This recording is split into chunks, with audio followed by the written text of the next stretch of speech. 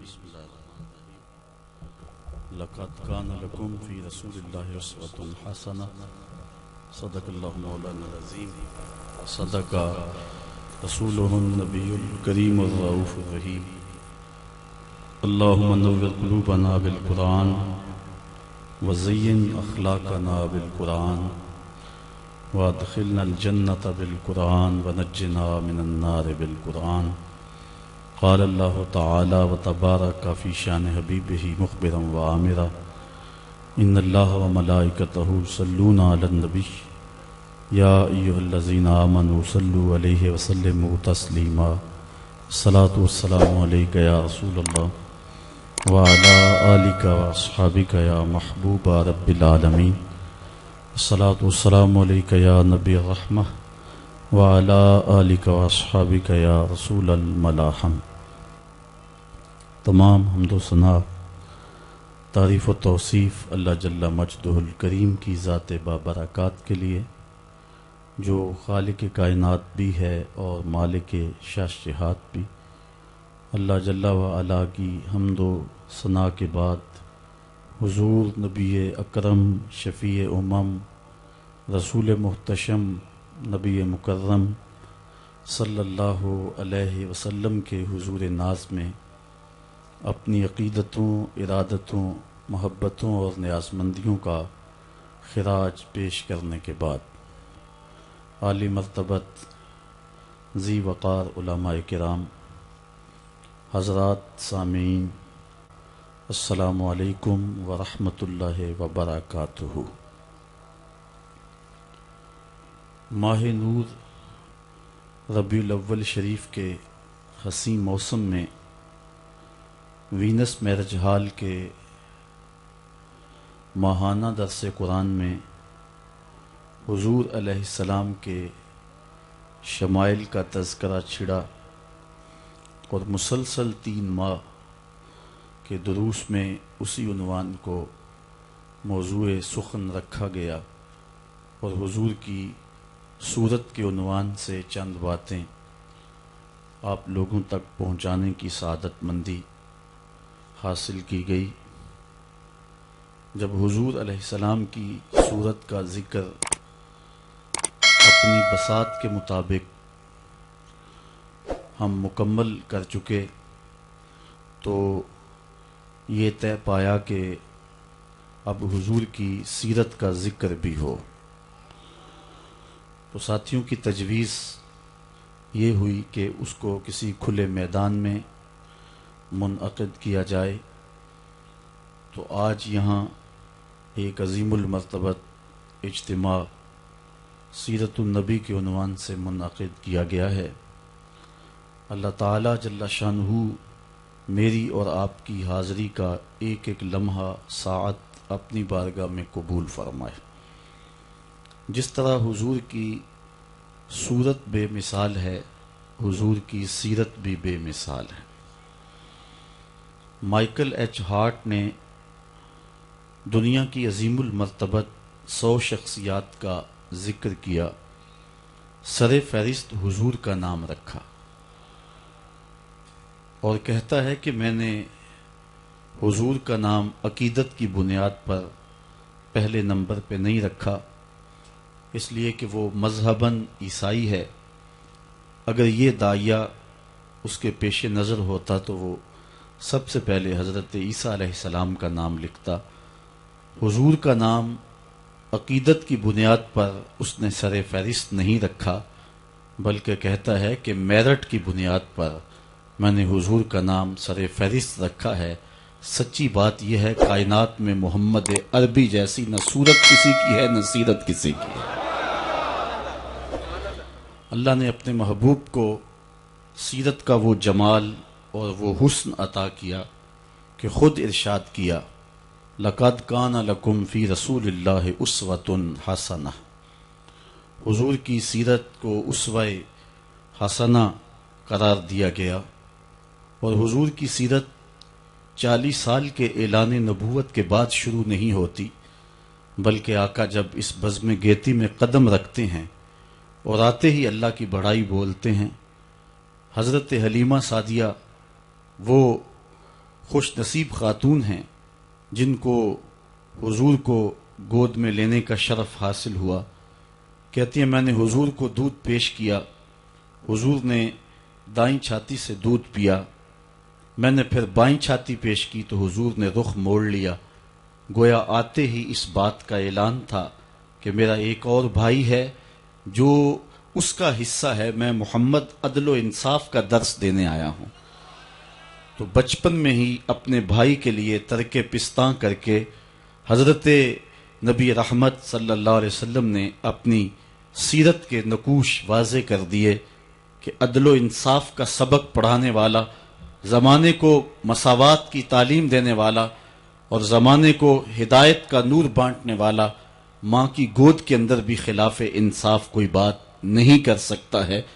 پھر جب حضور اعلان نبوت کرتے ہیں اور اسلام اپنے تمام تر قوانین کے ساتھ ظاہر ہوتا ہے، قبیلہ بنو مخزوم کی ایک عورت چوری کرتی ہے تو آقا کریم علیہ السلام کی خدمت میں حضرت اسامہ بن زید بن حارثہ کے ذریعے سے عرض کیا جاتا ہے حضور یہ عظیم المرتبت قبیلے کی خاتون ہے اور چوری کر بیٹھی ہے، اگر اس کے لیے رعایت کر لی جائے تو یہ بہت مفید ہوگا۔ حضور علیہ السلام کے چہرے پہ سرخیاں دوڑنے لگیں، فرمایا تم سے پہلے لوگ اسی لیے ہلاک کر دیے گئے، جب کوئی عام شخص گناہ کرتا تو اس پہ حد جاری کر دی جاتی، اور جب کوئی با اثر شخص گناہ کرتا تو اس کو چھوڑ دیا جاتا۔ فرمایا میری شریعت میں ایسا نہیں ہوگا، لو سرقت فاطمہ بنت محمد لقطع محمد یدہا، کہا یہ تو بنو مخزوم کی بچی ہے، اگر میری بیٹی بھی چوری کرتی تو محمد اس کا بھی ہاتھ کاٹ دیتا۔ دنیا کے اوپر عدل و انصاف کی وہ روشن مثالیں حضور نبی رحمت صلی اللہ علیہ وآلہ وسلم نے اپنے اس دنیا پر جلوہ گر ہوتے ہی جن کا آغاز کیا تھا، پھر اس کو اپنے نقطہ انتہا تک اور نقطہ کمال تک پہنچایا ہے۔ حضور علیہ السلام کی سیرت کے عنوان سے ام المومنین سیدہ عائشہ رضی اللہ تعالی عنہا سے پوچھتے ہیں، ایک فرانسیسی مفکر کہتا ہے کہ کسی شخص کو ہیرو اس کے گھر والے نہیں مانتے، لیکن یہاں دیکھیے حضرت ابن حشام سیدہ عائشہ رضی اللہ تعالی عنہا کے پاس حاضر ہوتے ہیں اور کہتے ہیں مومنوں کی ماں ہمیں حضور علیہ السلام کی سیرت کے بارے میں کچھ بتلائیے۔ تو ام المومنین فرماتی ہیں کہ تم نے قرآن نہیں پڑھا؟ وہ کہتے ہیں ہاں میں نے قرآن پڑھا ہے۔ کہا کانا خلقہ القرآن، قرآن حضور کی سیرت کا ہی تو نام ہے، حضور کے خلق کا نام قرآن ہے۔ قرآن نے جن امور سے منع کیا ہے حضور وہاں سے رکے ہیں، اور جن کاموں کے بجا لانے کا حکم دیا ہے حضور وہ کام سر انجام دیتے رہے ہیں۔ تو قرآن حضور علیہ السلام کے خلق اور حضور کی سیرت کا نام ہے۔ بلکہ ایک بزرگ نے بڑی خوبصورت بات کہی کہ اگر کسی کو حضور کے دیدار کا شوق ہو اور وہ حضور کا زمانہ نہیں پاتا، وہ قرآن پڑھ لے، حضور کے دیدار کرنے کے مترادف ہوگا۔ قرآن حضور علیہ الصلوۃ والسلام کی سیرت اور آقا کریم علیہ السلام کے کردار کا نام ہے۔ تو ام المومنین سیدہ عائشہ رضی اللہ تعالی عنہا فرما رہی ہیں اے پوچھنے والے کانا خلقہ القرآن، قرآن حضور کے خلق کا نام ہے۔ حضرت سیدہ خدیجہ الکبریٰ رضی اللہ تعالی عنہا خاتون اول، وہ خاتون جس نے اسلام کے لیے سب سے زیادہ قربانیاں دیں۔ حضرت عائشہ رضی اللہ تعالی عنہ فرماتی ہیں کہ حضور اتنی محبت سے ذکر کرتے حضرت خدیجہ الکبریٰ کا کہ میرا ان سے جو رشتہ تھا اس بنیاد پر مجھ سے ایک دن رہا نہ گیا، اور میں نے کہہ دیا حضور آپ ہر وقت حضرت خدیجہ کا ذکر کرتے ہیں جس طرح زمانے میں ان کے علاوہ کوئی دوسری عورت تھی ہی نہیں۔ تو حضور نے فرمایا ہاں خدیجہ ہی تھی۔ تو کہتی ہیں میں نے عرض کی حضور اللہ نے آپ کو بہتر ازواج دے دی اور آپ اس عورت کا ذکر ہر وقت کرتے ہیں جس کے ہونٹوں کے گوشے بڑھاپے کی وجہ سے رنگ بدل گئے تھے۔ تو حضور نے فرمایا عائشہ مجھے خدیجہ کے بارے تکلیف نہ دو، جب پورے مکے نے میرا انکار کیا تھا تو اس نے میرا اقرار کیا تھا۔ حضور علیہ السلام پر جب نزول وحی ہوا تو یہ حضرت خدیجۃ الکبریٰ رضی اللہ تعالی عنہا کے ساتھ نکاح کے 15 سال بیتنے کے بعد کی کہانی ہے۔ 15 سال انہوں نے حضور کو بہت قریب سے دیکھا۔ آقا کریم پر نزول وحی جب ہوئی تو یہ وہ منظر تھا۔ اللہ قرآن میں فرماتا ہے اگر اس قرآن کو ہم پہاڑوں پہ نازل کر دیں تو وہ بھی ہیبت الہی سے ریزہ ریزہ ہو جائیں۔ تو حضور علیہ السلام کے قلب اطہر پر جب قرآن مجید کا نزول ہوا تو حضور اس کا احساس پا رہے تھے، اور آقا کریم علیہ السلام گھر پلٹے اور آپ نے فرمایا یا خدیجہ زملونی، اے خدیجہ مجھے چادر دو، میں سخت سردی محسوس کر رہا ہوں۔ اور حضور نے خدشات کا اظہار کیا تو حضرت خدیجۃ الکبریٰ رضی اللہ تعالی عنہا نے جو لفظ کہے وہ سننے کے قابل ہیں۔ فرمانے لگی کلا واللہ لا یخزیک اللہ ابدا، ہرگز نہیں، آپ کا رب آپ کو کبھی بھی پریشان نہیں ہونے دے گا۔ کیوں؟ اس کی وجہ بیان کرتے ہوئے سیدہ خدیجہ نے فرمایا انک لتصل الرحم تصدق الحدیث وتحمل الکلا وتکسب المعدوم وتکری الضیف وتعین علی نوائب الحق۔ حضرت خدیجۃ الکبریٰ نے عرض کی کہ آپ کیسے پریشان ہو سکتے ہیں جبکہ آپ صلہ رحمی کرنے والے ہیں، دکھیوں کے کام آنے والے ہیں، بات میں صداقت یہ آپ کا ترہ ہے، اور جن کا کوئی مددگار نہیں ان دکھیوں کا سہارا آپ کا وجود ہے، بیواؤں کا آسرا ہیں اور لاچار لوگوں کی آپ مدد ہیں، آپ ان کے مشکل اوقات میں کام آنے والے ہیں۔ تو یہ حضرت خدیجۃ الکبریٰ رضی اللہ تعالی عنہا کی 15 سال کی رفاقت کا نتیجہ ہے جو انہوں نے حضور میں دیکھا، اور بیوی گواہی دے رہی ہے کہ آپ کبھی بھی پریشان نہیں ہو سکتے ہیں۔ کلا واللہ لا یخزیک اللہ ابدا، کبھی بھی آپ پریشان نہیں ہوں گے، اس لیے کہ آپ دکھیوں کے کام آتے ہیں، مصیبت زدوں کے، جن کا کوئی کمانے والا نہیں ہے، ان کا آسرا آپ کی ذات ستودہ صفات ہیں۔ یہ تو 25 سال سے لے کر کے 40 سال کی حضور کی عمر حضرت خدیجہ نے دیکھی اور یہ بات کہی۔ یہی بات حضور کے چچا جناب ابو طالب نے اس وقت کہی جب حضور کی عمر 9 سال تھی۔ ایسا ہوا، ابن عساکر نے اپنی تاریخ میں اس کو اپنی سند سے لکھا ہے کہ مکے میں بارش نہیں ہو رہی تھی اور لوگ قحط زدہ ہو گئے، تو حضرت نبی رحمت صلی اللہ علیہ وسلم کے چچا جناب ابو طالب کے پاس آ کر کہا آپ اولاد اسماعیل سے ہیں، آئیں اللہ کی بارگاہ میں دعا کریں تاکہ یہ خشک سالی ختم ہو اور بارش کی کہیں سے کوئی بوند برسے۔ فرمایا آؤ چلو صحن حرم میں چلتے ہیں، تم بھی اللہ کی بارگاہ میں دعا کرو، میں بھی اللہ کی بارگاہ میں دعا کرتا ہوں۔ حضور کی عمر 9 سال ہے، سارے مکے کے لوگ صحن حرم میں جمع ہیں۔ حضور کے چچا نے حضور کو کعبۃ اللہ کی دیوار کے ساتھ یوں کھڑا کیا کہ حضور کی پشت کعبہ کی دیوار کے ساتھ لگ رہی تھی، اور ایسے ہاتھ پھیلا کے کہا مالک اس گوری رنگت والے کے صدقے میں ڈال دے۔ راوی کہتا ہے بادل کی ایک ٹکڑی بھی آسمان پہ نہیں تھی، ادھر حضور کے چچا نے دعا مانگی، ادھر جھوم کے بادل آئے اور پورے مکے کے اوپر چھا گئے، اور لوگ گھروں میں پہنچے نہیں ہیں کہ می چھم چھم برسنے لگا اور لوگ گھروں میں بھیگ کر کے گئے۔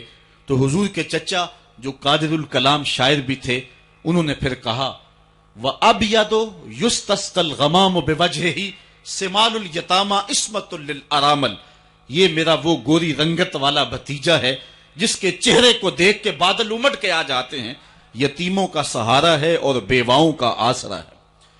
حضور کی عمر اس وقت 9 سال تھی اور حضور کے چچا حضور کو یتیموں کا سہارا کہہ رہے ہیں، تو گویا یتیم ہو کے یتیم پرور ہیں۔ اس حال میں بھی بیواؤں، دکھیوں اور لاچاروں کی مدد کرتے اور یتیموں کا آسرا حضور کی ذات ہیں۔ جب 25 سال سے لے کر 40 سال کی عمر حضور کے شب و روز حضرت سیدہ خدیجۃ الکبریٰ نے دیکھے تو انہوں نے بھی وہی بات کہی، کلا واللہ لا یخزیک اللہ ابدا، کبھی ایسا نہیں ہو سکتا کہ آپ پریشان ہوں، اس لیے کہ آپ بات جب کرتے ہیں تو سچ بولتے ہیں، کبھی آپ کی زبان پہ جھوٹ نہیں آیا، کبھی آپ نے کذب بیانی نہیں کی، دکھیوں کے کام آتے ہیں، لاچاروں کی مدد کرتے ہیں، جو لوگ پھنس جاتے ہیں مصیبت میں ان کو مصیبت سے نکالنے والا پورے مکے میں اگر ہے تو وہ محمد عربی کی ذات ہے۔ اس لیے آپ کا رب آپ کو کبھی بھی پریشان نہیں کرے گا۔ یہ لفظ ہیں حضرت خدیجۃ الکبریٰ رضی اللہ تعالی عنہا کے جو حضور کے بارے میں وہ ارشاد فرما رہی ہیں۔ اب آئیے حضرت سیدہ خدیجۃ الکبریٰ رضی اللہ تعالی عنہا حضور کی سیرت کا نقشہ ایک دوسرے انداز میں یوں کھینچتی نظر آتی ہیں۔ لوگوں نے حضرت عائشہ رضی اللہ تعالی عنہا سے پوچھا کہ آپ ہمیں حضور کی سیرت کے بارے میں کچھ خبر دیں، تو انہوں نے کہا کان رسول اللہ صلی اللہ علیہ وسلم یخیط ثوبہ ویخسف نالہ ویرقع دلوہ ویحلب شاتہ ویخدم نفسہ۔ فرمانے لگیں کہ حضور علیہ السلام اپنی طبع میں ایسی سادگی رکھتے تھے کہ جب لباس میں کہیں پھٹن پیدا ہو جاتی تو حضور اپنے دستے کرم سے اپنے لباس کو خود ہی سی لیتے۔ جب حضور کے نالین میں کوئی پھٹن پیدا ہو جاتی تو حضور اپنے جوتے خود مرمت کر لیتے۔ اسی طرح فرمانے لگی کہ آقا کریم علیہ السلام بکریوں کا دودھ خود دھو لیا کرتے تھے، اور پانی نکالنے والے ڈول کے اندر جب کوئی مسئلہ ہوتا تو اس کی مرمت خود کر لیا کرتے۔ اور آگے فرمایا وَيَخْدِمُ نَفْسَهُ، اور حضور کسی پہ بوجھ نہیں بنا کرتے تھے، جو حضور کے کام ہوتے حضور خود کر لیا کرتے، بلکہ ازواج مطہرات کے ساتھ حضور کام کاج میں مدد دیتے اور ان کے ساتھ معاونت فرماتے۔ بلکہ حضرت معاذ بن جبل رضی اللہ تعالیٰ عنہ فرماتے ہیں کہ ایک دن حضور گلی سے گزر رہے تھے اور میں ایک جانور کی کھال اتار رہا تھا، اور مجھے کھال اتارنے کا طریقہ نہیں تھا، مجبوراً مجھے کھال اتارنا پڑی۔ تو حضور گزرے تو مجھے دیکھا کہ معاذ بن جبل کو کھال اتارنا نہیں آ رہی، تو حضور رک گئے اور آقا کریم نے فرمایا معاذ ٹھہرو ذرا، میں تمہیں بتاتا ہوں کہ بکری کی کھال کیسے اتاری جاتی۔ اور آقا کریم آگے بڑھے اور حضور نے خود جو ہے وہ کھال اتاری، اور پھر مجھے فرمایا معاذ ایسے کھال اتارا کرتے ہیں۔ آج ہم اپنے بڑے پن کو اور اپنی عظمت کو اس انداز سے لوگوں کے سامنے رکھنا چاہتے ہیں کہ ہم جو ہے وہ ٹشو کا ایک ٹکڑا بھی نہیں پکڑ سکتے، اور وہ بھی پکڑانے کے لیے ہمارے پاس ایک خادم موجود ہوتا ہے۔ لیکن آقا کریم علیہ السلام کی زندگی اور حضور علیہ السلام کی سیرت کی سادگی کا حسن اور جمال یہ ہے کہ حضور اپنے کپڑوں کو خود مرمت کر لیتے ہیں اور اپنے دیگر کام خود کرتے ہیں اور بطیب خاطر کرتے ہیں، اور اس میں کوئی چیز اپنے لیے شرمندگی کی محسوس نہیں کرتے ہیں۔ حضرت حسن رضی اللہ تعالی عنہ حضور علیہ السلام کے نواسے بھی ہیں اور آقا کریم علیہ السلام کی صحابیت کا شرف بھی پایا ہے۔ کہتے ہیں کہ کانا یجلس علی الارض، حضور علیہ السلام کی سیرت یہ ہے کہ حضور زمین پہ بیٹھ جاتے تھے۔ زمین پر بیٹھنے میں حضور شرمندگی محسوس نہیں کیا کرتے تھے، اس کو اپنے سٹیٹس کے خلاف نہیں سمجھا کرتے تھے۔ زمین کے اوپر حضور بیٹھ جایا کرتے تھے، اور فرماتے ہیں وَيَطْعَمُ، اور زمین کے اوپر بیٹھ کر کے حضور علیہ السلام کھانا تناول فرمایا کرتے تھے۔ حضور کی عادت یہ تھی کہ آقا کریم جب بھی کھانا کھاتے تو حضور جھک کر کے کھانا کھاتے۔ فرماتے ہیں کہ میرے پاس ایک فرشتہ آیا جو کعبۃ اللہ کے صحن میں کھڑا تھا، اور اس کی کمر کعبۃ اللہ کی چھت کے برابر تھی، اتنا اس کا قد تھا، اور اس نے مجھے کہا کہ آپ اگر چاہیں تو آپ کو نبی اور بادشاہ بنا دیتے ہیں، اور آپ اگر چاہیں تو آپ کو عبد اور نبی بناتے ہیں۔ تو فرماتے ہیں کہ میں نے جبریل کو دیکھا، اور جبریل مجھے اشارے سے تواضع کا حکم دے رہے ہیں، تو میں نے عرض کی کہ میں نبی اور عبد بننا چاہتا ہوں۔ تو جب یہ بات حضور نے کہی تو فرمایا عائشہ اگر میں نبی اور بادشاہ بنتا تو یہ جتنے بھی پہاڑ ہیں یہ سونا بن کے میرے ساتھ چلتے، لیکن میں نے اس بات کو اختیار نہیں کیا۔ اور اس کے بعد حضور علیہ السلام جب بھی کبھی کھانا کھاتے تو حضور جھک کر کے کھاتے، جس طرح مالک کی دہلیز سے خیرات ملتی ہے اور کوئی خادم اس کو جو ہے وہ شکرانے کے طور پہ جو ہے وہ انتہائی عجز کے ساتھ کھاتا ہے۔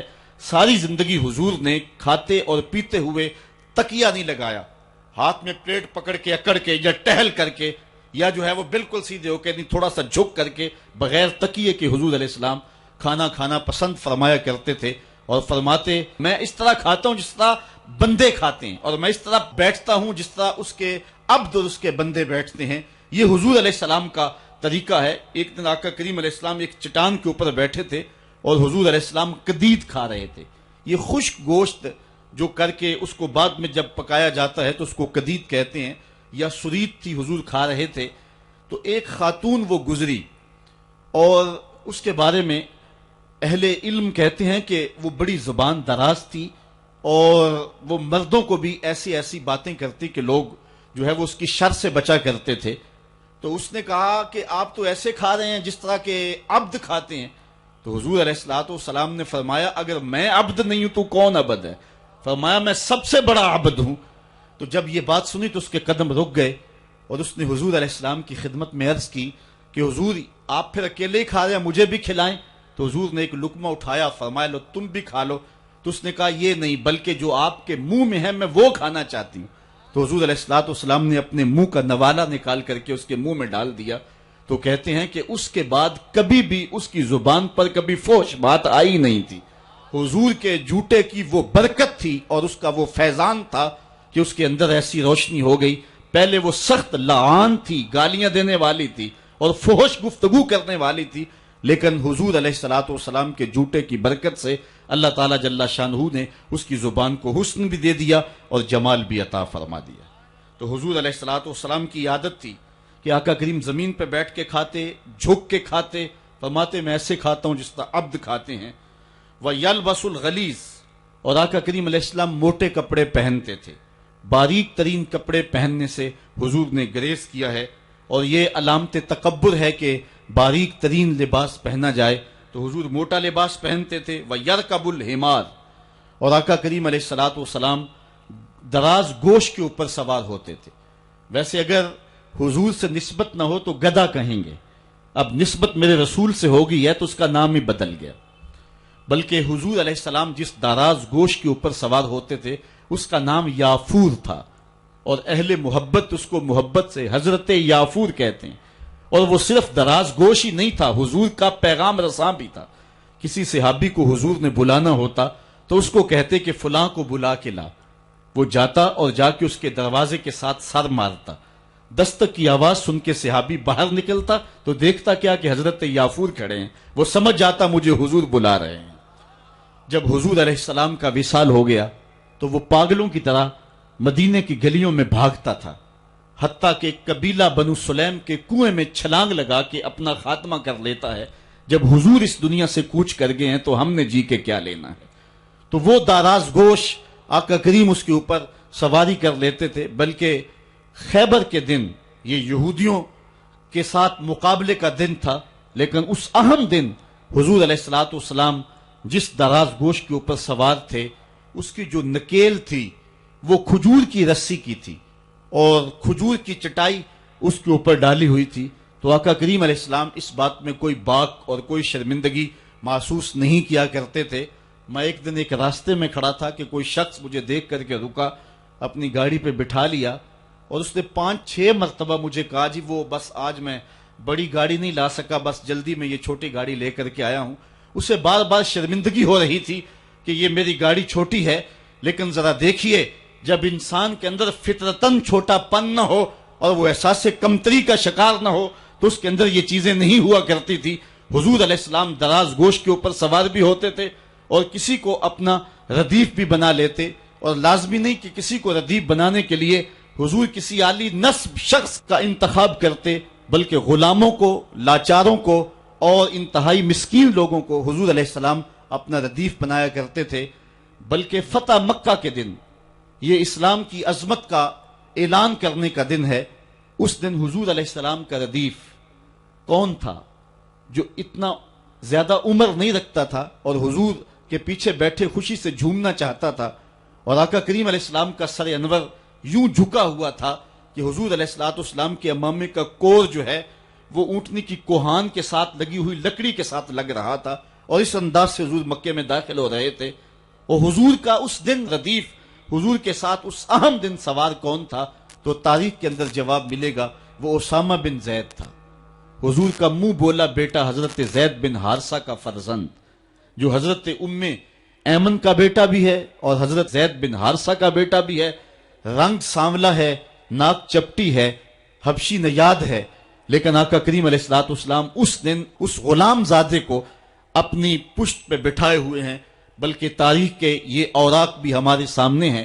حضرت حسن رضی اللہ تعالی عنہ حضور کے ایک زانو پہ کھیلتے تھے تو دوسرے زانو پہ حضرت اسامہ بن زید کھیلتے تھے. بلکہ حضور علیہ السلام ایک کندھے پہ حضرت امام حسن کو اٹھاتے ہیں تو دوسرے کندھے پہ حضرت اسامہ کو اٹھاتے ہیں۔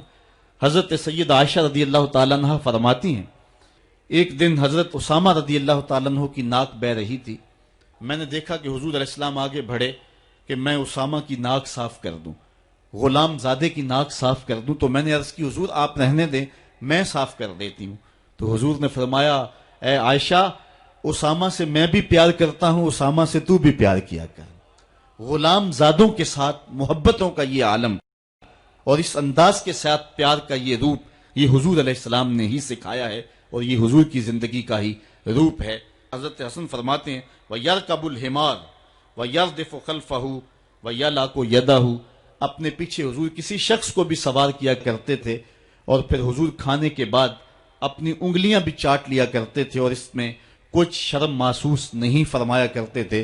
یہ حضور کی سیرت کے پہلو ہیں جو بڑے نمایاں ہو کے ہمارے سامنے آتے ہیں۔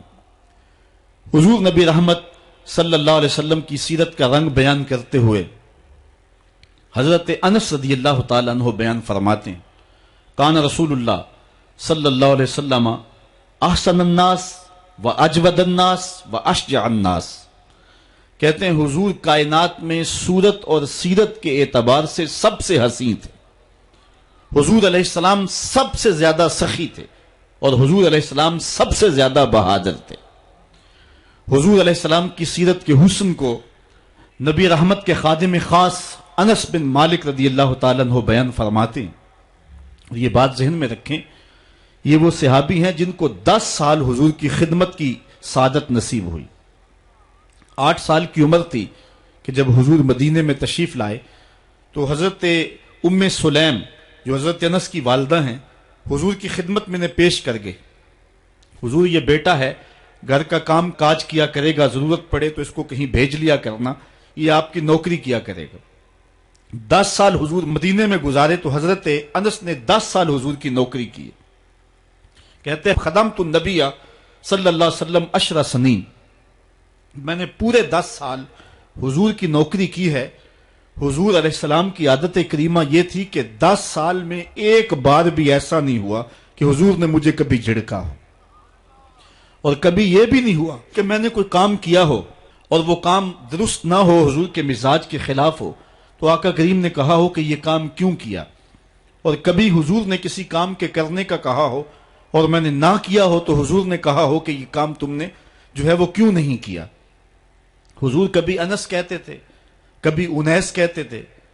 حمزہ نامی ایک بوٹی تھی، حضرت انس کبھی پہاڑوں سے توڑ کے لاتے اور بچوں کو کھلا دیتے، تو حضور کبھی ابو حمزہ بھی کہہ دیتے، کبھی یا ذل اذنین، اے 2 کانوں والے، یوں کہہ کے بھی پکارتے۔ خادموں سے خدمت ہی لی جاتی ہے، ان کے ناز کوئی نہیں دیکھتا، لیکن حضرت انس رضی اللہ تعالیٰ عنہ کی کہانی سنیے۔ فرماتے ہیں میں بالکل بچہ تھا، ایک دن حضور نے مجھے کسی کام کے لیے بھیجنا چاہا اور فرمایا انس فلاں جگہ جاؤ، تو میں دل میں پکا ارادہ کیا کہ میں ضرور جاؤں گا، لیکن میں نے لاٹ سے کہا کہ میں نہیں جاؤں گا، لیکن دل میں عزم یہ تھا کہ میں ضرور جاؤں گا۔ کہتے ہیں کہ میں چلا گیا، راستے کے اندر بچے کھیل رہے تھے اور میں ان کی کھیل دیکھنے میں مصروف ہو گیا۔ آقا کریم علیہ الصلوۃ والسلام نے جس کام کی طرف مجھے بھیجا تھا، باوجود عزم رکھنے کے میں ادھر نہ جا سکا اور بچوں کے کھیلنے کی اس کیفیت کے اندر میں بھی لگ گیا۔ کہتے ہیں تھوڑی دیر ہوئی تو کسی نے آ کر مجھے پیچھے سے گدی سے پکڑ لیا، میں نے پلٹ کے دیکھا فائزہ ہوا رسول اللہ صلی اللہ علیہ وسلم، تو وہ اللہ کے رسول صلی اللہ علیہ وسلم تھے۔ تو آقا کریم علیہ السلام نے فرمایا کہ اے انس میں تجھے جس کام کے لیے بھیجا ہے تم گئے نہیں ہو، تو میں نے عرض کی حضور میں بس جانے ہی لگا ہوں۔ تو اس طرح سے غلام ہو کر بھی حضور کے ساتھ یوں لاڈ اور ادائیں کر لیا کرتے تھے۔ بلکہ حضور علیہ السلام کے ایک صحابی تھے، آقا کریم علیہ السلام کے ساتھ مزاح کر لیا کرتے تھے، نام ظاہر تھا، ایک بستی کے رہنے والے تھے، وہاں سے آتے اور حضور کی خدمت کے اندر ہدیے پیش کرتے، آقا کریم شہر کی چیزیں انہیں عنایت کرتے۔ ایک دن وہ بازار میں گھاس بیچ رہے تھے، حضور پیچھے سے گئے چپکے سے اور جا کے حضور نے ان کی کولی بھر لی۔ کولی بھرنے کا مطلب یہ ہے کہ چپکے سے جا کر اس کو احساس دیے بغیر اس کی آنکھوں پہ ہاتھ رکھ لیا جائے اور یہ اسے اشارتاً کنایتاً پوچھا جائے کہ بتاؤ میں کون ہوں۔ یہ کسی کی محبت کو پرکھنے کے لیے کیا جاتا ہے کہ ہر وقت کہتے ہو کہ میں تمہارے خیال میں رہتا ہوں، اب بتاؤ میں کون ہوں۔ تو حضرت ظاہر گھاس بیچ رہے تھے، حضور پیچھے سے گئے اور چپکے سے جا کے ان کی آنکھوں پہ ہاتھ رکھ لیا۔ اب حضور کے ہاتھ آنکھوں پہ آئے ہوں اور پتہ نہ چلے کس کے ہاتھ آئے ہیں، اللہ اکبر، لیکن حضرت ظاہر نہیں بولتے۔ میں کہتا ہوں انہوں نے کبھی بھی نہیں بولنا تھا۔ میاں صاحب نے کیا خوب کہا کہ سفنے دے وچ ماہی ملیا تے گل وچ پا لیاں باواں تے ڈر دی ماری اکھ نہ کھولا متا پھر وچھڑ نہ جاواں۔ بلکہ جب انہیں یقین ہو گیا کہ میرے حضور ہیں تو انہوں نے اپنی پشت پیچھے کر کے حضور کے سینے سے جوڑ کے رگڑنا شروع کر دی۔ پھر حضور نے خود فرمایا کہ اس غلام کو کون خریدے گا؟ اس نے عرض کی حضور مجھے کس نے خریدنا، میں تو بہت سستا ہوں۔ فرمایا تو اللہ کے نزدیک بہت مہنگا ہے۔ اس طرح ایک اور صحابی کے بارے میں آتا ہے کہ وہ حضور سے مزاح کر لیا کرتا تھا، آقا کریم علیہ الصلوۃ والسلام کے لیے مختلف تحائف لا کے پیش کرتا۔ وہ گھی یا کوئی تیل یا بازار سے منڈی سے کوئی نیا پھل آتا تو خرید کے حضور کی خدمت میں پیش کر دیتا۔ آقا کریم اس تحفے کو قبول فرما لیتے، خود بھی کھاتے، صحابہ کو کھلاتے، اس کو دعا دیتے۔ 2-4 دن کے بعد جس سے سودا لیا ہوتا، ادھار لیا ہوتا، وہ پیسے مانگتا، بازو سے پکڑ کے حضور کی خدمت میں لے آتا۔ حضور یہ پرسوں ترسوں آپ نے وہ چیز نہیں کھائی تھی، وہ پھل نہیں استعمال فرمایا تھا، یہ اس کی قیمت مانگ رہا ہے۔ حضور فرماتے تو نے مجھے تحفہ نہیں دیا؟ عرض کرتا غریب آدمی ہوں، تحفہ کیسے دے سکتا ہوں، میں نے سوچا سب سے پہلے حضور ہی کھائیں گے۔ تو حضور قیمت بھی ادا کر دیتے اور خوش بھی ہوتے اور دعائیں بھی دیتے۔ تو یہ حضور کا انداز کرم ہے۔ حضرت ابو ہریرہ فرماتے ہیں کہ حضور ہم سے کھیل کود کر لیا کرتے تھے۔ میں نے ایک دن کہا یا رسول اللہ انکا تداعبنا، آپ ہم سے کھیل کود کر لیتے ہیں؟ تو حضور نے فرمایا کہ میں کھیل کود کے اندر بھی سوائے حق کے علاوہ کچھ نہیں کہتا۔ میں تم سے مزاح بھی کر رہا ہوتا ہوں، میری زبان پر حق اور صداقت ہی جاری رہتی ہے۔ یہ حضور کا انداز کرم تھا۔ علماء نے اس بات کو لکھا ہے، اگر حضور کی طبع کے اندر یہ شگفتگی نہ ہوتی، حضور کی طبیعت کے اندر، مزاج کے اندر یہ شگفتگی نہ ہوتی، حضور تبسم کرنے والے نہ ہوتے، کوئی بندہ حضور علیہ السلام کو دیکھنے کی تاب ہی نہ رکھتا اور حضور سے اخذ فیض ہی نہ ہو سکتا۔ آقا کریم علیہ السلام کے سامنے کوئی ٹھہر ہی نہ سکتا، جو تھا نبوی جلال اس کی کوئی تاب نہ لا سکتا۔ اس لیے حضور علیہ السلام جب تنہا ہوتے تو حضور کے اوپر رکت طاری ہوتی، اور جب صحابہ کے سامنے ہوتے تو حضرت عائشہ فرماتی ہیں میں نے حضور سے زیادہ مسکرانے والا شخص زمانے میں دیکھا ہی نہیں۔ کثرت کے ساتھ حضور علیہ السلام مسکرایا کرتے تھے۔ حضرت عبداللہ ابن مسعود رضی اللہ تعالیٰ عنہ سے ایک روایت سنیے، وہ فرماتے ہیں کہ ایک دن حضور تشریف فرما تھے اور کوئی شخص آیا تو اس نے اچانک جب حضور کو دیکھا تو اس کا بدن تھر تھر کانپنے لگا۔ چونکہ حضور علیہ السلام اپنے دھیان بیٹھے ہوئے تھے اور حضور کے چہرے پہ مسکراہٹ کا وہ جو معمول تھا وہ نہیں تھا، تو وہ حضور کے چہرے کے جلال کی تاب نہ لا سکا، اس کا بدن جو ہے وہ تھر تھر کانپنے لگا۔ تب حضور نے اس کی جانب دیکھا اور حضور علیہ السلام مسکرائے اور آقا کریم علیہ السلام نے فرمایا ہوّن علیک، کہا سکون کرو، نہ کانپو، میں کوئی بادشاہ تھوڑا ہوں۔ اور پھر حضور نے فرمایا میں تو قریش کی اس عورت کا بیٹا ہوں جو سوکھے ہوئے گوشت کو چبا چبا کے کھایا کرتی تھی، اور اس طرح حضور نے اس کی ہیبت کو اس کے اوپر جو طاری ہو گئی تھی دور کر دیا۔ تو کثرت کے ساتھ مسکرا کر کے آقا کریم علیہ السلام لوگوں کو فیض رسانی کے لیے جو ہے وہ آسانی پیدا فرماتے، اور اگر حضور مسکراتے نہ تو کوئی تاب ہی نہ لا سکتا۔ جب کبھی ایسا ہوتا حضور غصے میں ہوتے تو کسی کے اندر ہمت نہ ہوتی کہ حضور کے چہرے کی طرف دیکھ سکے۔ حضور کے 2 ابروؤں کے درمیان ایک رگ تھی جسے رگ ہاشمیہ اعلیٰ حضرت نے کہا ہے، جب غصے میں آتے تو وہ پھڑکتی اور کسی کے اندر ہمت نہ ہوتی کہ حضور کے چہرے کے جلال کو دیکھ سکے۔ ایک صحابی کہتے ایک دن حضور منبر پہ جلوہ فراز ہوئے، حضور نے فرمایا والذی نفسی بیدہ، مجھے قسم ہے اس رب کی جس کے قبضے میں میری جان ہے۔ ایسے جلال سے کہا کہ ہمارے اوپر روب طاری ہو گیا اور ہماری آنکھوں سے آنسو بہنے لگے۔ پھر حضور نے یہ لفظ دوسری مرتبہ کہا والذی نفسی بیدہ، مجھے قسم ہے اس رب کی جس کے قبضے میں میری جان ہے۔ تو صحابہ کہتے ہمارے اوپر اتنا روب اور ہیبت طاری ہوئی کہ ہم ایک دوسرے سے ٹکرانے لگے۔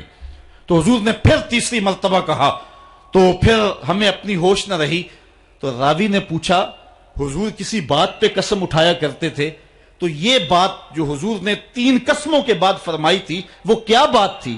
تو صحابی کہتے ہیں ہوش رہا ہو تو بتائیں کیا کہا تھا، ہمیں تو ہوش ہی نہیں رہا تھا، اس لیے آقا کریم علیہ الصلوۃ والسلام جو ہیں وہ تبسم فرما کے لوگوں کی تسکین کا سامان کیا کرتے تھے۔ میرے امام کہتے ہیں جس کی تسکین سے روتے ہوئے ہنس پڑیں اس تبسم کی عادت پہ لاکھوں سلام۔ اور آقا کریم علیہ السلام کی طبیعت کی سادگی ایسی ہے کہ بعض کا مکے کی چھوٹی بچیاں حضور کے پاس آ جاتی اور آقا کریم کو ہاتھ سے پکڑ لیتی اور جدھر چاہتی لے جاتی۔ حضور کبھی ہاتھ نہیں چھڑایا کرتے تھے جب تک ان کا کام نہیں کر دیا کرتے تھے۔ حضرت انس روایت کرتے ہیں کہ مدینے میں ایک خاتون تھی جس کا توازن عقلی کچھ ٹھیک نہیں تھا، لوگ اس کو دیکھ کے راستہ بدل لیا کرتے تھے، جس کے پاس کھڑی ہو جاتی پھر جان نہیں چھوڑتی تھی۔ ایک دن وہ حضور کی خدمت میں حاضر ہوتی ہے اور عرض کرتی ہے حضور میں نے آپ سے کوئی بات کرنی ہے۔ حضور فرمایا کرو۔ یہاں نہیں کرنی۔ کہاں کرنی ہے؟ مسجد نبوی سے باہر کھلی جگہ ہے، وہاں حضور کو لے گئی۔ کڑکتی دھوپ، عرب کا ماحول اور اس کی بے مقصد سی باتیں، حضور کان لگا کے اس کی باتیں سن رہے ہیں۔ یہ حضور کی عادت تھی، جب کوئی گفتگو کرتا جب تک وہ بات مکمل نہ کر لیتا حضور سنتے رہتے۔ اور اسی طرح حضرت انس کہتے ہیں جب کوئی شخص حضور سے مصافحہ کیا کرتا تھا تو ہاتھ وہ کھینچتا تھا، حضور کبھی ہاتھ نہیں کھینچے تھے۔ آقا کریم اس انداز سے شفقت فرمایا کرتے تھے۔ تو اس نے جو گفتگو شروع کی گھنٹے گزر گئے۔ تو کہتے ہیں جب کئی گھنٹے گفتگو کرتے ہوئے گزر گئے ہمیں بڑا غصہ آ رہا تھا اس عورت پہ، لیکن کہہ کچھ اس لیے نہ سکے کہ ادب اور حیا مانے تھا کہ حضور خود ہی تو غور سے اس کی باتوں کو سن رہے ہیں۔ تو جب اس نے تھک ہار کے اپنی باتیں مکمل کر کے خود جانے لگی تو ہم حضور کی خدمت میں حاضر ہوئے۔ سننے والی بات ہے۔ حضرت انس کہتے ہیں کہ ہم نے عرض کی حضور اس عورت کا توازن عقلی ٹھیک نہیں ہے، پورا مدینہ جانتا ہے جس کے پاس کھڑی ہو جاتی ہے پھر اس کی جان نہیں چھوڑتی۔ آپ کا وقت قیمتی، بدن نازک، کار نبوت کی اہم ذمہ داریاں، اور اس عورت کی بے مقصد سی باتیں تھیں اور اس نے آپ کو کڑکتی دھوپ میں اتنی دیر کھڑا کر کے پریشان کیا۔ حضور آپ ایسی ویسی عورتوں کی باتیں کیوں سنتے ہیں؟ تو حضور نے ہمیں مخاطب کر کے فرمایا سنو، اگر اس بیچاری کی میں بھی نہ سنوں تو کون سنے گا؟ پورے مدینے میں کوئی اس کی سننے کے لیے تیار نہیں، اگر میں بھی نہیں سنوں گا تو کون سنے گا؟ ایک تو ہی ہوتے ہیں میری آساں دا سہارا، دس کنوں کراں جے تینوں نہ کراں یاد۔ ایک دن حضور علیہ السلام کے پاس 10 درہم تھے، اس کو طبرانی نے ابن عمر سے روایت کیا ہے۔ حضور ایک دکان پہ گئے اور وہاں 4 درہم کے اندر حضور نے ایک قمیض خریدی۔ حضور نے زیب تن کی اور تشریف لائے۔ ایک انصاری صحابی کو قمیض پسند آ گئی، اس نے حضور کو کہا اللہ آپ کو جنت کا لباس پہنائے، یہ قمیض مجھے دے دے۔ حضور نے اتار کے قمیض اس کو مرحمت فرما دی۔ اس کے بعد حضور علیہ السلام پھر دوبارہ گئے اور 4 درہم کی حضور نے پھر دوبارہ ایک قمیض خریدی۔ پھر حضور تشریف لائے تو ایک لونڈی تھی، وہ رو رہی تھی۔ تو آقا کریم علیہ السلام اس کو فرمایا کہ تو کیوں رو رہی ہے؟ اس نے کہا کہ مالک نے مجھے کسی کام کے لیے 2 درہم دے کر کے بھیجا تھا اور وہ درہم مجھ سے گم ہو گئے، میں اس لیے رو رہی ہوں کہ جب خالی ہاتھ جاؤں گی تو میرا مالک مجھے مارے گا۔ تو حضور علیہ السلام کے پاس 2 درہم بچتے تھے تو آقا کریم نے وہ 2 درہم اس خاتون کو دے دیے۔ تھوڑی دیر کے بعد حضور نے دیکھا تو وہ پھر رو رہی تھی، تو حضور نے فرمایا کہ تو اب کیوں رو رہی ہے؟ اس نے کہا کہ دیر کی وجہ سے میرا آقا مجھ کو سختی کرے گا کہ اتنی دیر سے کیوں پہنچی ہو، تو میں اس لیے گھر جاتے ہوئے ڈرتی ہوں۔ تو حضور نے فرمایا چلو میں تمہیں تمہارے گھر چھوڑ کے آتا ہوں۔ آقا کریم علیہ الصلوۃ والسلام اس کنیز کے ساتھ اس کے آقا کے دروازے پر پہنچے، اور آقا کریم کی عادت یہ تھی جب کسی کے دروازے پر جاتے تو 3 مرتبہ بلند آواز سے السلام علیکم بھی کہتے اور دستک بھی دیتے۔ تو حضور نے کہا السلام علیکم، اندر سے کوئی جواب نہ آیا۔ حضور نے پھر دوسری مرتبہ فرمایا السلام علیکم، تو اندر سے پھر جواب نہ آیا۔ تو تیسری مرتبہ حضور نے پھر کہا السلام علیکم، تو اندر سے وعلیکم السلام کا جواب آیا، اور انہوں نے فوراً دروازہ کھول دیا اور کہا کہ ہمارے مقدر کہ آپ ہمارے گھر تشریف لائے، حضور کیسے جو ہے وہ آنا ہوا؟ تو حضور علیہ السلام نے فرمایا پہلے یہ بتاؤ میں نے 3 مرتبہ کہا السلام علیکم، تم نے پہلی 2 مرتبہ جواب نہیں دیا۔ تو انہوں نے عرض کیا کہ ہم نے قصداً خاموشی اختیار کی اس لالچ میں کہ حضور بار بار ہمیں سلامتی کی دعا دیتے رہیں۔ السلام علیکم تمہارے اوپر سلامتی ہو، السلام علیکم تمہارے اوپر سلامتی ہو۔ اور حضور نے فرمایا کہ اس لونڈی کی دیر کی وجہ سے میں اس کے ساتھ تمہارے تک اس کو پہنچانے آیا ہوں۔ تو انہوں نے حضور کے ان غلاموں نے کہا ہیا حرۃ لوجہ اللہ، حضور آپ اس کے ساتھ آئے ہیں، اللہ کی رضا کے لیے ہم لونڈی کو آزاد کرتے ہیں۔ تو حضور علیہ الصلوۃ والسلام ان لوگوں کو، ان طبقات کو جن کو کبھی کسی نے نہیں پوچھا تھا اور جن کا کوئی پرسان حال نہیں تھا، آقا کریم علیہ السلام کی سیرت کا یہ روشن باب ہے کہ حضور ان کی دہلیز پر پہنچے اور جا کے ان کی مدد کی اور ان دکھیوں، لاچاروں اور پریشان حالوں کو اس مشکل حالات کے اندر ڈھارس بندائی۔ اور یہ وہی سیرت ہے جو سیدہ خدیجہ الکبریٰ رضی اللہ تعالی عنہا بیان فرماتی ہیں، وَتُقْسِبُ الْمَعْدُومِ، آپ جو ہیں جن کا کوئی نہیں ان کے لیے کماتے بھی ہیں، اور لاچاروں کا سہارا آپ کی ذات ستودہ صفات ہے۔ ایک شخص نے یورپ میں اسلام قبول کیا تو اسے پوچھا گیا کہ اسلام کی کس قدر نے تجھے متاثر کیا ہے؟ تو وہ کہنے لگا کہ سیرت کا صرف ایک واقعہ میری ہدایت کا سبب بن گیا۔ وہ کون سا واقعہ تھا جو تیرے لیے رہنمائی کا سبب بنا؟ اس نے کہا حضور کی مجلس لگی ہے، لوگوں کا ہجوم ہے، ایک آدمی اٹھ کے کھڑا ہوتا ہے، حضور میرا بیٹا 2-3 دن سے گم ہے، مل نہیں رہا، آپ دعا کر دیں وہ مجھے مل جائے۔ قبل اس سے کہ حضور دعا کے لیے ہاتھ اٹھاتے اور اس کا بیٹا مل جاتا اور دعا باب اجابت تک پہنچتی، ایک دوسرا شخص جو دیر سے آیا تھا وہ دروازے پہ کھڑا ہو گیا، عرض گزار ہوا حضور میں اس کے بچے کو شکل سے پہچانتا ہوں، فلاں باغ میں بچوں کے ساتھ ابھی ابھی میں نے کھیلتے ہوئے دیکھا ہے۔ باپ نے جب سنا تو دوڑ لگا دی، 3 دن سے بچھڑا ہوا تھا، بیٹے ملنے کی خبر اس کو تڑپا گئی۔ حضور علیہ الصلوۃ والسلام نے فرمایا اسے بلاؤ، بلایا گیا۔ فرمایا بہت جلد ہے؟ جی حضور آپ جانتے ہیں کہ ایک باپ کے جذبات کیا ہوتے ہیں، بیٹا بچھڑا ہے، 3 دن گزر رہے ہیں، الگ تڑپ رہا ہوں، اس کی ماں بے چین ہے، 3 دن سے کچھ کھایا نہیں، کچھ پیا نہیں، میں چاہتا ہوں بہت جلد جا کے اپنی آنکھوں کو ٹھنڈا کروں اور اس کی ممتا تک اس کے بیٹے کو بھی پہنچاؤں تاکہ اس کے دکھوں کو بھی قرار ملے۔ فرمایا ضرور جاؤ، تمہارے جذبات سے اچھی طرح آگاہ ہوں، لیکن تمہیں بلانے کا بھی ایک مقصد تھا، اور وہ یہ کہ جب تم اس باغ کے کنارے جاؤ اور بچوں کے ساتھ بچے کو کھیلتا ہوا دیکھو تو اس کو بیٹا کہہ کے آواز نہ دینا، بلکہ جو نام رکھا ہے اس نام سے پکارنا۔ عرض کی حضور میرا بیٹا ہے، اگر بیٹا کہہ کے پکاروں گا تو حرج بھی کیا ہے؟ فرمایا تم 3 دنوں سے بچھڑے ہو، تمہارے لہجے میں بلا کی مٹھاس ہوگی اور تم نہیں جانتے، ہو سکتا ہے کھیلنے والوں میں کوئی یتیم بچہ بھی کھیل رہا ہو، اور جب تم اپنے بیٹے کو بیٹا کہہ کے پکارو گے تو اس کا کلیجہ کٹ جائے گا، آج میرا باپ ہوتا تو مجھے بھی بیٹا کہہ کے پکارتا۔ فرمایا یہ شوق گھر جا کے پورا کر لینا، لیکن جب بچے اکٹھے کھیل رہے ہوں تو وہاں اپنے بیٹے کو بیٹا کہہ کے نہیں، اس کے نام سے پکارنا ہے۔ یہ اسلام کا دیا ہوا مزاج ہے۔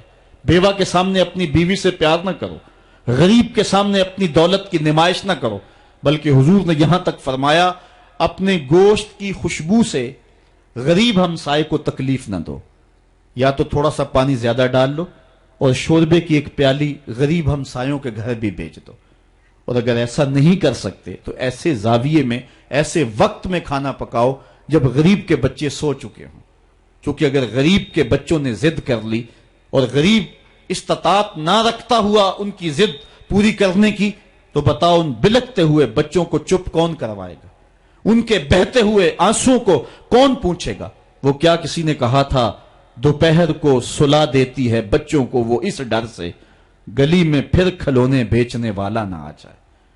ہمیں اسلام نے یہ تعلیم دی ہے، دکھیوں کی نزاکت قلبیہ کا اتنا خیال، اتنا لحاظ، یہ ایک پیغمبر کی زندگی ہوتی۔ قرآن نے ہمیں بڑی واضح اس بات کی طرف بلایا ہے، یہ بات ذہن میں رکھیں، اس غلط فہمی سے ہم نکلیں۔ مسئلہ غریب کی مدد کا نہیں ہے، مسئلہ غریب کی عزت نفس کا ہے، یتیم کی دل جوئی کا مسئلہ ہے۔ قرآن مجید میں اٹھائیں، اللہ تعالیٰ ارشاد فرماتا ہے یہ وہ بد نصیب لوگ ہیں کہ جو یتیموں کو دھکے دیتے ہیں، اور دوسرے مقام پہ ارشاد فرمایا کہ کلا بل لا تکرمون الیتیم، یہ یتیم کی تکریم نہیں کرتے۔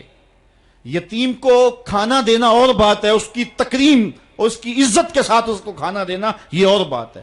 یار بچا ہوا کھانا تو کتے کو بھی ڈالا جا سکتا ہے، بچی ہوئی دیکھ بار پھینکنے کی بجائے کسی کے منہ میں پڑ جائے یہ بات نہیں ہے۔ بات یہ ہے کہ اس کو تکریم دیتے ہیں یا نہیں دیتے ہیں۔ یہ جو عید کے موقع پہ غریبوں کو لائن میں کھڑا کر کے عید پیکج دے رہے ہوتے ہیں اور 10 اخبارات کے اندر تصویریں چھپتی ہیں اور بندہ اپنی اس نفسانی تسکین کو روحانی تسکین سمجھ رہا ہوتا ہے کہ وہ سمجھتا ہے کہ میں بہت نیکی کا کام کر رہا ہوں، بہت بڑا سماجی کارکن ہوں۔ ذرا غور کرے کہ اس نے غریبوں کی غربت کا مذاق تو نہیں اڑایا؟ اس لائن کے اندر جہاں غریب، یتیم اور لاچار کھڑے ہو کر کے تصویریں کھچوا رہے ہیں، اگر اس کی بیٹی کو اس لائن میں کھڑا ہونا پڑتا تو اس کے جذبات کیا ہوتے؟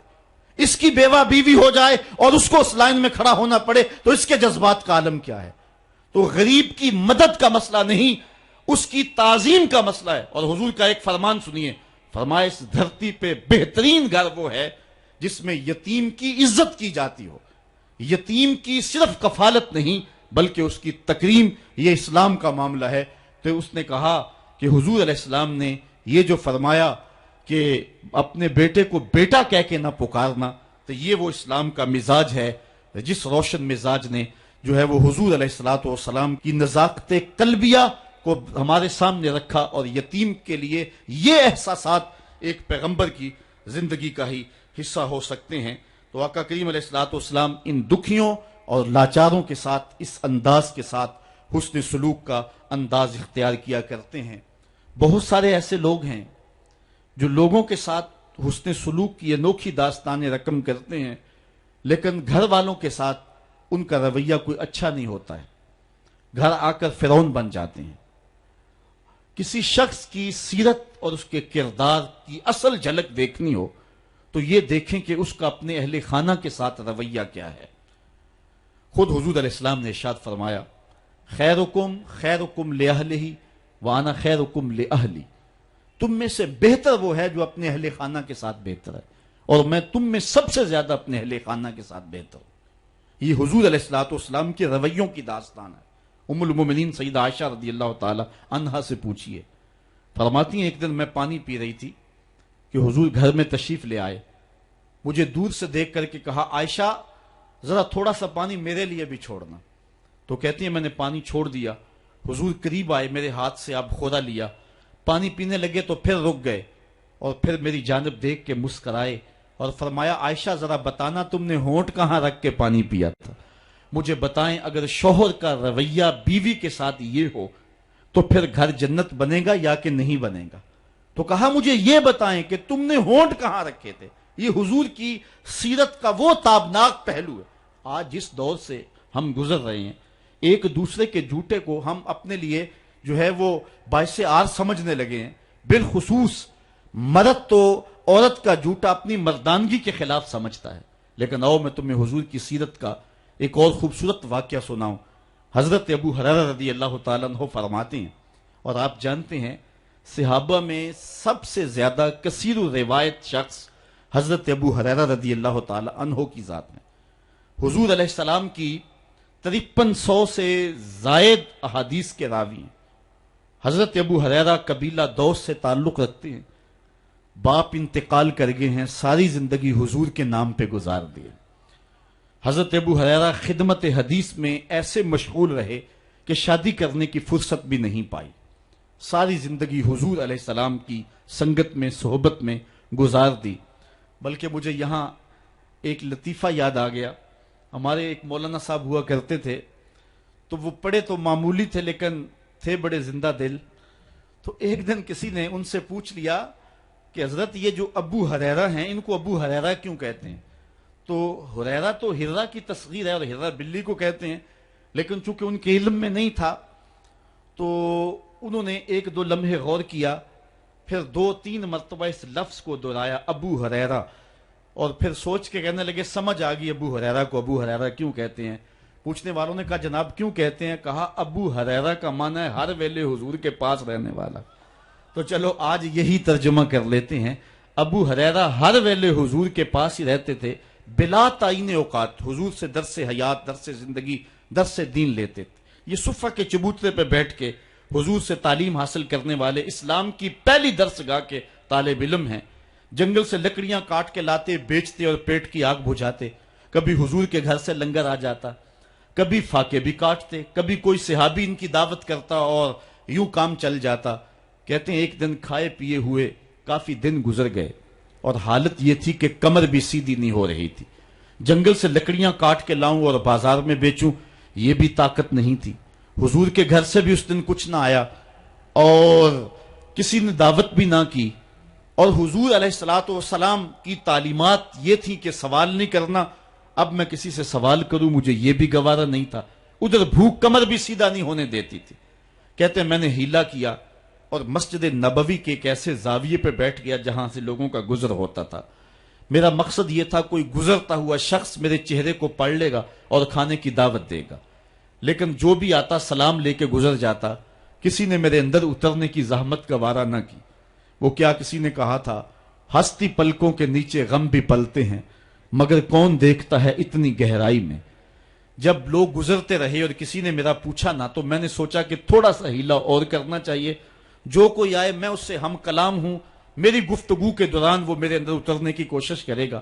کہتے ہیں حضرت عمر رضی اللہ تعالیٰ عنہ آ گئے، میں نے ان سے قرآن مجید کی ایک آیت پوچھی۔ میرا مقصد یہ تھا یہ آیت بتائیں گے، اس دوران میرے سے ہم کلام ہوں گے، میرے لہجے کی ٹوٹ پھٹن سے جان جائیں گے میرا مسئلہ کیا ہے۔ لیکن وہ شاید جلدی میں تھے، انہوں نے آیت بتائی اور چلے گئے۔ میں پھر منتظر ہو گیا تو حضرت صدیق اکبر آ گئے رضی اللہ تعالیٰ عنہ۔ میں نے ان سے کوئی مسئلہ شرعی پوچھ لیا، میرا مسئلہ یہ تھا کہ وہ مسئلہ بتائیں گے، اس دوران میرے مسئلے تک پہنچ جائیں گے، لیکن وہ بھی شاید جلدی میں تھے، انہوں نے مسئلہ بتایا اور چلے گئے۔ میں سوچا میرا مسئلہ تو حل نہ ہوا، اب میں منتظر تھا کہ اب کون آئے گا۔ تو ایک جانب سے روشنی اٹھی اور دل و قلب و نگاہ کا مرشد اولین آ گیا، حضور تشریف لے آئے۔ میں نے حضور سے بھی کوئی مسئلہ ہی دریافت کر لیا۔ آقا نے میری جانب غور سے دیکھا، پھر زیر لب مسکرا کے بولے، ابو ہریرہ بھوک لگی ہوئی ہے؟ میں نے کہا جی حضور بھوک لگی ہے۔ کہا پھر میرے پیچھے پیچھے آ جاؤ۔ آگے روایت آپ نے علماء سے سنی ہے، حضور نے گھر والوں سے کہا کچھ ہے؟ انہوں نے کہا ہاں جی دودھ کا ایک پیالہ ہے۔ فرمایا ابو ہریرہ؟ میں نے کہا جی حضور۔ کہا صفہ کے چبوترے پہ جو بیٹھے ان کو بھی بلا لاؤ۔ صرف ابو ہریرہ ہی ہر ویلے پاس نہیں رہتا، اور بھی ہر ویلے پاس رہتے ہیں، ان کا بھی خیال ہے حضور کو۔ تو کہتے ہیں دودھ کا ایک پیالہ، اور میں گیا تو 70 لوگ تھے، حضور کا حکم تھا بلا لایا۔ حضور نے میرے ہاتھ میں دودھ کا پیالہ دیا اور کہا دائیں سے شروع ہو جاؤ۔ میں نے ایک شخص کو دودھ دیا اور دودھ پہ نظر رکھی، اس نے جی بھر کے پیا، لیکن دودھ ختم نہ ہوا۔ دل کو تسلی ہو گئی، دوسرے کو، تیسرے کو، 70 آدمی دودھ پی گئے۔ دودھ کا پیالہ بھرے کا بھرا، لگتا یہ تھا اللہ نے دودھ کے پیالے کا تعلق کوثر کی نہر سے جوڑ دیا۔ جب 70 آدمی پی گئے، اعلی حضرت کا اسلوب بھی دیکھیے۔ بریلی سے آواز آ رہی ہے، کیوں جناب ابو ہریرہ کیسا تھا وہ جام شیر جس سے 70 صاحبوں کا دودھ سے منہ پھر گیا؟ کہا ابو ہریرہ کون باقی؟ عرض کی حضور ایک میں باقی، ایک آپ باقی۔ فرمایا کہ ابو ہریرہ تم پیو۔ کہتے ہیں میں نے پیا، سیراب ہو کے پیا۔ حضور نے فرمایا اور پیو، میں نے اور پیا۔ پھر فرمایا اور پیو، میں نے اور پیا، رج گیا۔ تو حضور نے فرمایا ابو ہریرہ اور پیو۔ میں نے کہا مجھے قسم اس رب کی جس نے آپ کو حق کے ساتھ مبعوث کیا ہے، میرے میں ایک قطرے کی گنجائش بھی نہیں ہے۔ تو حضور نے میرے ہاتھ سے پیالہ لیا اور خود نوش جاں کر لیا۔ تو اس حدیث کا ایک پہلو تو یہ ہے کہ دودھ کا ایک پیالہ 72 آدمیوں کو کافی ہو گیا، لیکن دوسرا پہلو کبھی نہ بھولیے کہ 2 جہاں کا سردار ہے، 71 آدمیوں کا جوٹا پی رہا ہے۔ یہ حضور کی سیرت کا پہلو ہے۔ تو کہا عائشہ بتاؤ کہ تم نے ہونٹ کہاں رکھے تھے؟ تو حضور کا یہ رویہ، حضور کا یہ انداز کرم یقیناً حضور علیہ الصلوۃ والسلام کی سیرت کو اس انداز سے ہمارے سامنے رکھتا ہے کہ جیسی صورت اور سیرت میرے محبوب کی ہے، زمانے میں کوئی ایسا شخص نہیں ہے جس نے ایسی سیرت پائی ہو۔ حضرت عبداللہ بن ابی اوفا رضی اللہ تعالی عنہ حضور علیہ الصلوۃ والسلام کی سیرت کے عنوان کو اس انداز میں بیان کرتے ہیں، کان رسول اللہ صلی اللہ علیہ وسلم یکثر الذکر، حضور کثرت کے ساتھ اللہ کا ذکر کرنے والے تھے، زبان اللہ کے ذکر سے تر رہتی تھی، وَيُقِلُّ اللَّغْوَ، اور حضور کی زبان پر کبھی بھی لغو بات نہیں آئی تھی، وَيُطِيلُ الصَّلَاةَ، اور حضور کی نماز لمبی ہوا کرتی تھی، وَيُقَصِّرُ الْخُطْبَةَ، اور خطبہ حضور مختصر فرمایا کرتے تھے، وَلَا يَانِفُ أَن يَمْشِيَ مَعَ الْأَرْمَلَةِ وَالْمِسْكِينِ فَيَقْضِي لَهُ الْحَاجَةَ، اور حضور علیہ السلام اس بات میں کوئی شرمندگی محسوس نہیں کیا کرتے تھے کسی مسکین، کسی لاچار، کسی بیوہ، کسی یتیم اور کسی مسکین کے ساتھ چلیں اور اس کے کام آئیں اور مصیبت میں اس کا دکھ بانٹ دیں اور اس کی حاجت کو حضور پورا فرما دیں۔ یہ حضور علیہ الصلوۃ والسلام کی سیرت کے وہ روشن پہلو ہیں کہ آقا کریم علیہ الصلوۃ والسلام کی سیرت زمانے کے سامنے ایسا نور بانٹتی ہے، ایسے اجالے پھیلاتی ہے۔ ایک شخص نے حضور علیہ الصلوۃ والسلام سے وعدہ کیا کہ آپ یہاں رکیں اور میں ابھی آتا ہوں، تو آقا کریم علیہ الصلوۃ والسلام اس کے انتظار میں وہاں رکے۔ 3 دن گزر گئے اور وہ نہ آیا، چونکہ حضور وعدہ کر چکے تھے کہ میں تیرے آنے تک یہاں رہوں گا۔ تیسرے دن اس کو جا کے یاد آیا تو وہ واپس پلٹا، تو آقا کریم نے جواب میں صرف اتنی بات کہی، آپ نے فرمایا یا فتح قد شککت علیہ، اے نوجوان تو نے تو مجھ کو مشقت میں ڈال دیا۔ حضرت عمر رضی اللہ تعالیٰ عنہ روایت کرتے ہیں کہ زید بن سعنہ نامی ایک یہودی تھا جس کو حضور نے قرض دینا تھا۔ آقا کریم علیہ الصلوۃ والسلام 2 جہاں کے مالک ہیں، لیکن حضور کا فقر اختیاری تھا۔ آقا کریم علیہ السلام کے گھر میں بسا اوقات کتنے دن چولہا نہیں جلا کرتا تھا۔ حضور ادھار لے کر کے لوگوں کی مصیبتوں کو بھی دور کرتے اور گھر کا چولہا بھی بعض اوقات ادھار لے کے گرم کرنا پڑتا۔ اعلیٰ حضرت فرماتے ہیں مال کے کونین ہیں گو پاس کچھ رکھتے نہیں، 2 جہاں کی نعمتیں ہیں ان کے خالی ہاتھ میں۔ تو کہتے ہیں کہ ایک دن حضور علیہ السلام کی خدمت میں ایک شخص حاضر ہوا جس کا نام زید بن سعنہ ہے اور یہودی ہے، اور اس نے حضور علیہ الصلوۃ والسلام سے قرض کا تقاضا کیا، لیکن تقاضا اتنے سخت انداز سے کیا کہ اس نے حضور علیہ الصلوۃ والسلام کی قمیص کو پکڑ کے کھینچا بھی۔ تو حضرت عمر رضی اللہ تعالیٰ عنہ نے جب دیکھا تو بڑے گھور کے اس کی جانب دیکھا اور اس کو پیچھے ہٹاتے ہوئے کہا کہ تجھے شرم نہیں آ رہی کہ اللہ کے رسول کے ساتھ کیسے سلوک کر رہا ہے اور میں تیرے سامنے موجود ہوں؟ تو حضرت نبی رحمت صلی اللہ علیہ وسلم نے حضرت عمر کو کہا عمر مجھے تجھ سے اس بات کی توقع نہیں تھی۔ ذرا غور کیجئے حضور علیہ السلام کی اس سیرت کے انداز کو۔ ایک شخص آ رہا ہے اور حضور سے سختی کر رہا ہے، ابھی حضور کو قرض لٹانے کی جو تاریخ ہے اس میں بھی 4 دن باقی رہتے ہیں اور وہ ناجائز سختی کر رہا ہے۔ حضرت عمر رضی اللہ تعالیٰ عنہ نے جب اس کو گھورا اور سختی کی تو حضور علیہ السلام نے فرمایا عمر مجھے تیرے سے اس بات کی توقع نہیں تھی، تمہارا کام تو یہ تھا کہ مجھے حسن ادا کی تلقین کرتے کہ اچھے انداز سے قرض واپس کرو، اور اس کو جو ہے وہ نرمی کی تلقین کرتے، اور پھر آقا کریم علیہ السلام نے فرمایا اس کا قرض ادا کر دو، اور اے عمر جو تم نے اس کو گھورا ہے اس کے بدلے میں 20 وسق زیادہ کھجوریں بھی تم اس کو دو گے۔ تو زید بن سعنہ نے جب حضور علیہ الصلوۃ والسلام کی اس سیرت اور اس کردار کو دیکھا اور حضرت عمر رضی اللہ تعالیٰ عنہ 20 وسق اس کو کھجوریں دے رہے تھے، تو اس نے حضرت عمر کو بتایا کہ میں یہودی ہوں اور میں نے تورات کے اندر نبی آخر الزمان کی شان اور عظمتوں کے بیان کو پڑھا ہے، یہ بات ابھی رہ گئی تھی، باقی ساری نشانیاں میں نے حضور میں دیکھ لی تھی، اب یہ نشانی رہ گئی تھی، آج میں نے یہ بھی دیکھ لی، اور پھر وہ حضور کی خدمت میں حاضر ہو کر اسلام کے دائرے میں داخل ہو کر حضور کا عبدی غلام بن جاتا ہے۔ یہ انداز حضور علیہ السلام کی سیرت کا زمانے کو حضور علیہ السلام کے قریب کرتا ہے۔ میرا رب خود کہتا ہے لو کنت فظا غلیظ القلب لانفضوا من حولک، اے محبوب اگر تو ترش مزاج اور تنگ دل ہوتا تو اتنے لوگ تیرے گرد کبھی بھی جمع نہ ہو پاتے۔ کچھ ان کے خلق نے کچھ ان کے کردار نے کر لی، مسخر ساری دنیا شہ ابرار نے کر لی۔ حضور علیہ الصلوۃ والسلام کے پیار نے زمانے کو اس قدر قریب کر دیا کہ وہ حضور علیہ السلام پہ جانے قربان کرنے کے لیے ہمہ وقت مستعد اور فعال رہتے تھے۔ جتنا پیار انہوں نے حضور سے کیا ہے کائنات میں اس کی دوسری کوئی مثال نہیں ملتی ہے۔ ایک شاعر کہتا ہے اپنے محبوب کا ذکر کرتے ہوئے، وہ کہتا ہے حافظ شیرازی نے غالباً کہا ہے کہ میرے جیسا محب زمانے میں کوئی نہیں، اس لیے کہ تیرے جیسا زمانے میں محبوب بھی تو کوئی نہیں۔ اگر صحابہ جیسا عاشق تمہیں زمانے میں نہیں ملتا تو محبوب جیسا کوئی صورت و سیرت میں حسین بھی تو زمانے کے اندر تمہیں نہیں ملے گا۔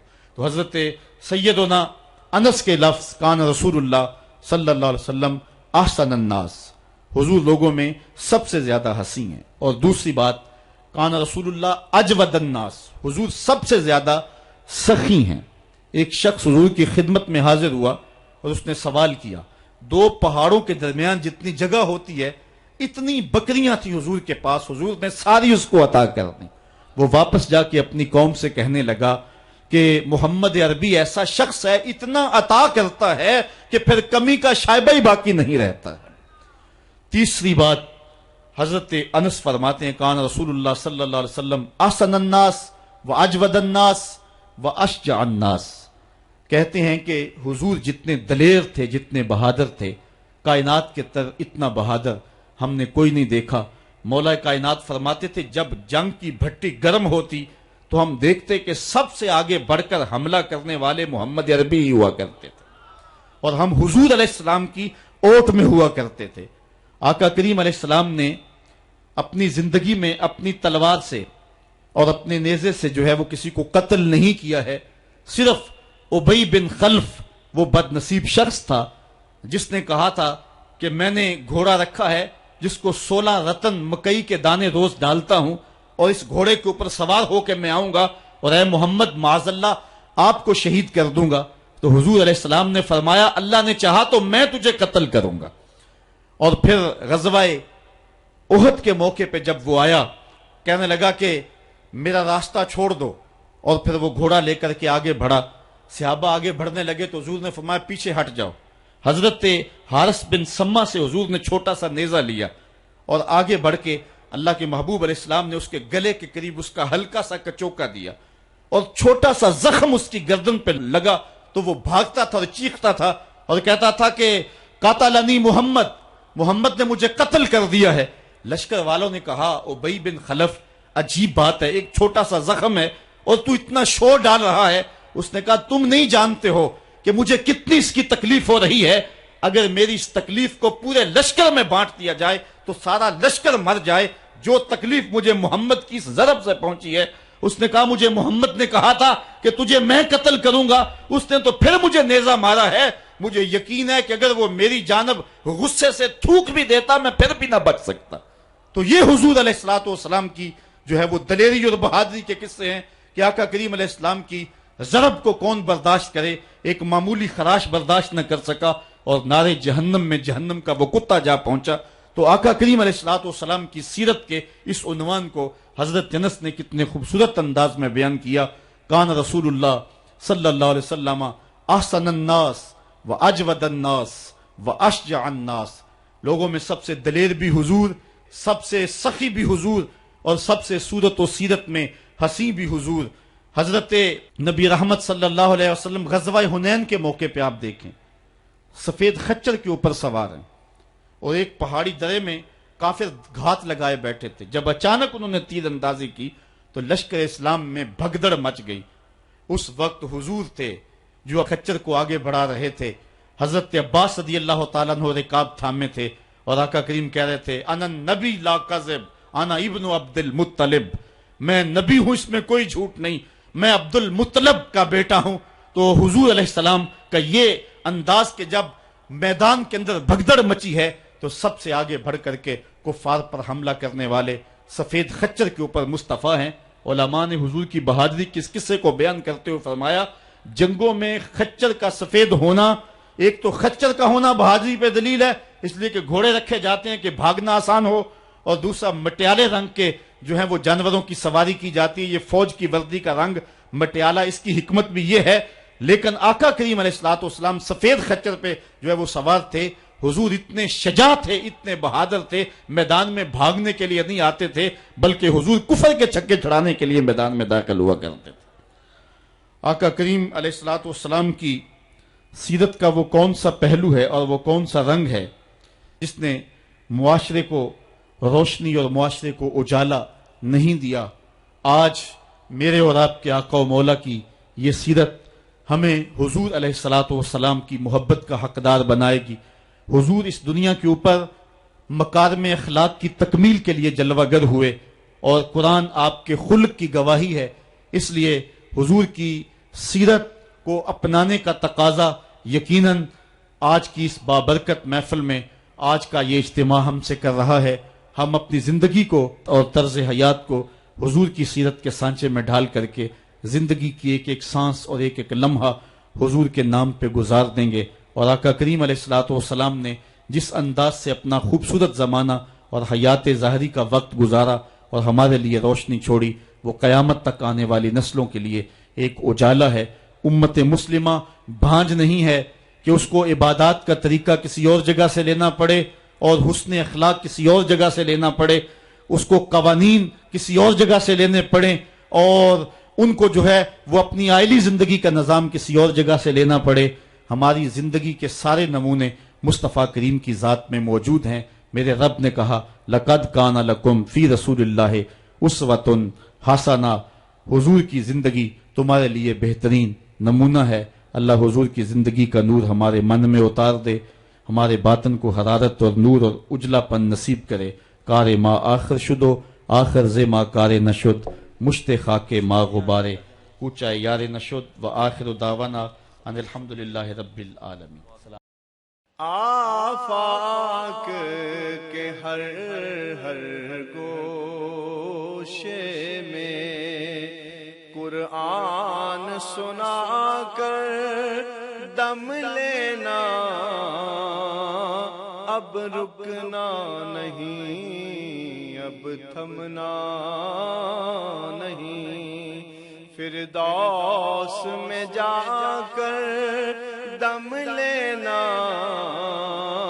آفاق کے ہر ہر گوشے میں قرآن سنا کر دم لینا، اب رکنا نہیں، اب تھمنا